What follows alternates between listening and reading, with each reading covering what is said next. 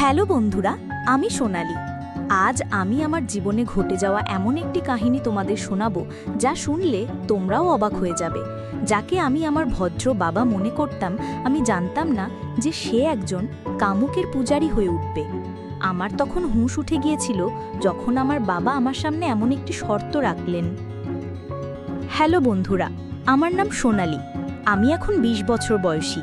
আমার গায়ের রং ফর্সা এবং আমি দেখতে বেশ সুন্দর। আমি আমার শরীরকে সম্পূর্ণ ফিট রাখি। আমার বডি একদম চমৎকার।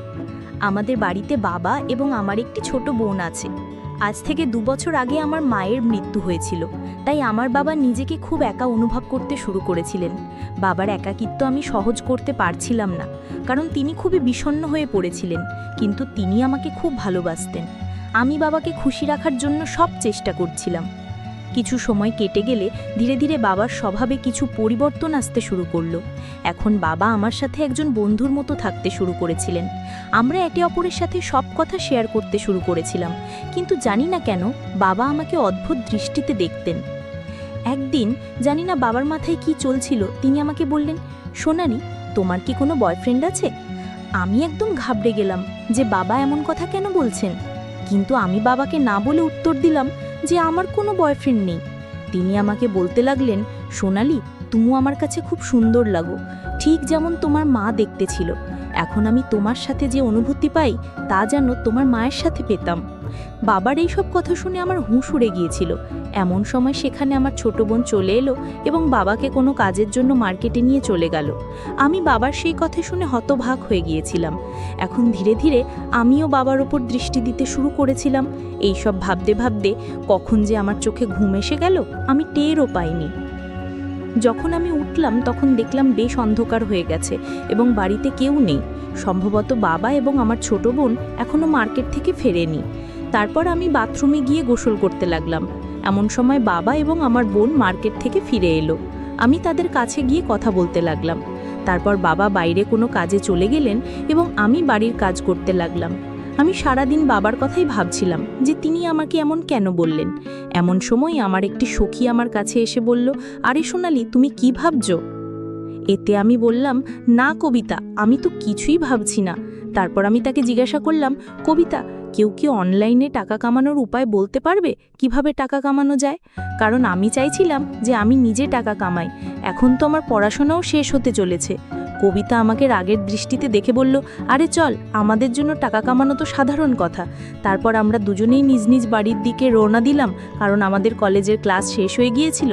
আমার বান্ধবী তার বাড়ির দিকে যাচ্ছিল এবং আমি আমার বাড়ির দিকে যাচ্ছিলাম। এমন সময় রাস্তায় আমি আমার বাবাকে দেখলাম। তাকে দেখে আমি একদম চমকে গেলাম। বাবা তার সাথে অন্য একজন মহিলাকে নিয়ে ঘুরছিলেন এবং তাকে শপিং করাচ্ছিলেন। পরে আমি দেখলাম তারা কোনো হোটেলের দিকে যাচ্ছেন।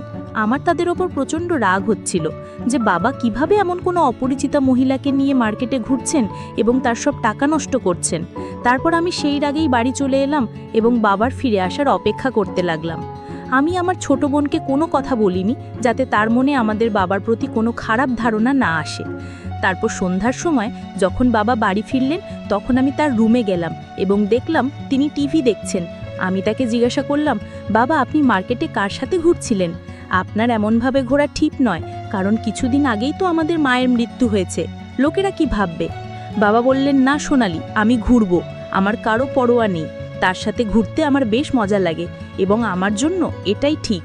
এখন না ঘুরলে কখন ঘুরবো? তিনি আমাকে রাগে বলছিলেন। আমি তাকে অনেকবার বোঝানোর চেষ্টা করলাম যে আপনি এমন করবেন না, কিন্তু তিনি মানছিলেন না। আমার অনেক চেষ্টার পর তিনি বললেন, ঠিক আছে, তার সাথে আর ঘুরবো না, কিন্তু আমারও একটি শর্ত আছে। যদি তুমি তা পূরণ করো তবে আমি তার সাথে থাকাও ছেড়ে দেব। আমি বললাম, হ্যাঁ বলুন, কি শর্ত? বাবা তৎক্ষণাৎ বললেন, যেভাবে সে আমার সাথে ঘোরে আজ থেকে তুমি আমার সাথে ঘুরবে এবং আমার প্রয়োজনও পূরণ করবে। আমি তাকে বললাম, না, এটা হতে পারে না, আমি কেন এমন করে আপনার সাথে ঘুরতে যাব? তখন বাবা বললেন, তাহলে ঠিক আছে, আমাকে বোঝাতে হবে না, আমি যা করছি তুমি আমাকে বলো না। তারপর আমি বললাম, চলো ঠিক আছে, সন্ধ্যায় ভেবে বলবো। এতটা বলে আমি তার রুম থেকে আমার রুমে চলে এলাম এবং বসে ভাবতে লাগলাম। এখন আমি পুরোপুরি বুঝে ফেলেছি যে আমার বাবা আমার কাছ থেকে কি চান। বাবার কথাগুলো ভেবে ভেবে আমার টেনশন অনেক বেড়ে গিয়েছিল। আমি আজ পর্যন্ত এসব কিছু আশাও করিনি যে আমার বাবাও এমন কিছু করার কথা ভাবতে পারেন। আমার মনে হয়েছিল যে আমার বাবা খুবই ভদ্র মানুষ এবং আমাদের মায়ের মৃত্যুর পর বাবা ভালোভাবে আমাদের দেখাশোনা করবেন এবং আমাদের খারাপ সময়ে আমাদের পাশে থাকবেন। কিন্তু তিনি এখন থেকেই ভুল কাজ করতে শুরু করেছিলেন। এই সব কথা শোনার পর আমি বুঝে ফেলেছিলাম যে আমার বাবা নিজের সাথে সাথে আমাদের জীবনও নষ্ট করে দেবেন। এই সব কথা ভেবে আমার হৃদস্পন্দন এত বেড়ে গিয়েছিল যে কেউ সামনে থাকলে সহজেই শুনতে পেত। তারপর আমার কয়েকদিন আগের কথা মনে পড়ল যে বাবা আমাকে কিভাবে দেখছিলেন। আমি পুরোপুরি বুঝে ফেলেছিলাম যে তিনি কি করতে চান। আমার কাছে খুব বড় সমস্যা ছিল যে এখন আমি কি করব। যদি আমি হ্যাঁ না বলি তাহলে সেই মহিলার খাতিরে নিজের সর্বনাশ করবেন এবং আমাদের জীবনও নষ্ট হয়ে যাবে। আমি বাবাকে এও বলতে পারিনি যে তিনি আমার সাথে স্বামী স্ত্রীর মতো থাকুন, কারণ দুনিয়ার চোখে তিনি আমার বাবা। তারপর হঠাৎ আমার মনে হলো যে হয়তো এই কথা ঘরের মধ্যেই থাকবে, এতে আমার ছোট বোনের জীবনও বেঁচে থাকবে এবং আমার বাবাও সঠিক পথে ফিরে আসবেন। এই সব ভেবে ভেবে আমি ঘুমিয়ে পড়লাম। তারপর যখন সকালে উঠলাম, বাবার ঘরে গেলাম। প্রথমে আমি বাবাকে অনেক বোঝালাম, কিন্তু তিনি আমার একটি কথাও শুনতে রাজি ছিলেন না। তারপর আমি তাকে বললাম, ঠিক আছে বাবা, আমি আপনার শর্ত মেনে নিচ্ছি, কিন্তু আগে আমরা শপিং করব। তারপর আমি বাবাকে বললাম যে এই কথা বাইরে কেউ জানতে পারবে না এবং আপনি আজকের পর কাউকে সাথে দেখাবেন না। তিনি বললেন, ঠিক আছে ঋতিকা, আজকের পর তুমি যেমন বলবে আমি তেমনই করব। বাবার কথা শোনার পর আমি তার কাছে গেলাম যার সাথে আমার বাবা এদিক ওদিক ঘুরতেন এবং তাকে ভালোভাবে বুঝিয়ে এলাম। তারপর বাড়ি এসে আমি আমার ছোট বোনের কাছে গেলাম এবং নাস্তা বানাতে লাগলাম, কারণ আজ রবিবার ছিল, তাই আমাদের কোথাও যেতে হয়নি। তারপর আমি, আমার ছোট বোন এবং বাবা নাস্তা করলাম এবং তারপর আমি আর বাবা শপিং করতে বেরোলাম। মার্কেটে গিয়ে বাবা আমাকে কাপড় কিনে দিলেন এবং নিজের জন্য কিছু কাপড় কিনলেন। সাথে আমি আমার ছোট বোনের জন্য একটি ড্রেস কিনলাম। তারপর শপিং করে আমরা একটি রেস্টুরেন্টে গেলাম এবং সেখান থেকে খেয়ে বাড়ি চলে এলাম। তারপর সন্ধ্যা হতে না হতেই আমার বাবা আমাকে বলতে লাগলেন, চলো এখন তোমার শর্ত পূরণ করো। তখন শর্ত অনুযায়ী আমি আমার কাজ করতে লাগলাম এবং বাবার সব কাজের খেয়াল রাখতে লাগলাম। সেই দিনের পর থেকে আমি বাবার সাথে একদম স্বামী স্ত্রীর মতো থাকতে লাগলাম। আমি বাবার একদম স্বামীর মতো যত্ন নিতাম এবং তিনিও আমার একদম স্ত্রীর মতো যত্ন নিতেন। তারপর আমাদের জীবনে যা হওয়ার তা হয়ে গেল। এখন আমার বাবা বেশ খুশি এবং আমিও পরিস্থিতির সাথে তাল মিলিয়ে বদলে গেছি এবং নিজেকে খুশি রাখতে শুরু করেছি। এখন আমার বাবা অনেক বেশি সঠিক পথে ফিরে এসেছেন। তিনি কারোর সাথে ঘোরাফেরাও করেন না, শুধু অফিসে যান এবং বাড়ি এসে আমার সাথে একদম স্বামী স্ত্রীর মতো থাকেন। এইভাবে আমরা সবাই খুশি খুশি আমাদের জীবন কাটাচ্ছি।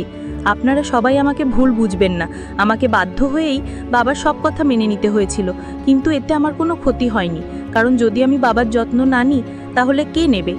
প্রায় 5 মাস পর আমার চাকরির জয়েনিং লেটারও চলে এলো এবং আমি সেখানে চলে গেলাম। এখন আমাদের পরিবারও ভালোভাবে চলছে, আমাদের বাড়িতে সবাই খুব খুশি। যদি আমি সেই দিন বাবাকে বোঝাতে না পারতাম তাহলে আর জানি না বাবা কোথায় কোথায় তার ভুল সম্পর্কগুলোকে এগিয়ে নিয়ে যাচ্ছিলেন এবং নিজের সাথে সাথে আমার আর আমার ছোট বোনের জীবনও নষ্ট করে দিচ্ছিলেন। এইভাবে আমি আর আমার বাবা একদম স্বামী স্ত্রীর মতো থেকে আমাদের বাড়িকে বাঁচিয়ে ফেলেছি। আর আগের কথা তো আপনারা বুঝতেই পারছেন, সেটা তো আপনারা সবাই জানেনই। তাই আমার প্রিয় বন্ধুরা, যদি আপনাদের আমার এই ভিডিওটি পছন্দ হয়ে থাকে তাহলে চ্যানেলটি সাবস্ক্রাইব করে ফেলুন এবং বেল নোটিফিকেশন অন করে দিন। একটি সুন্দর কমেন্ট করে জানান যে আমার গল্পটি আপনাদের কেমন লেগেছে। কাল দেখা হবে আরও একটি নতুন ভিডিওতে। ধন্যবাদ।